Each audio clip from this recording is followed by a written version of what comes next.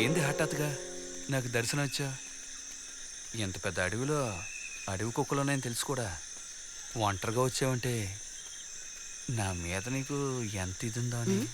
లేదు, వాడి మీద అంత ప్రేమ అని అడిగాను.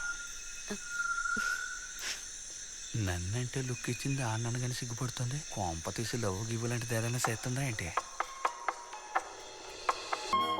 జనే, నువ్వు వెళ్ళి ఇడిచిపెట్టు, ఈలోగా నేను దమ్ము కొడతాను.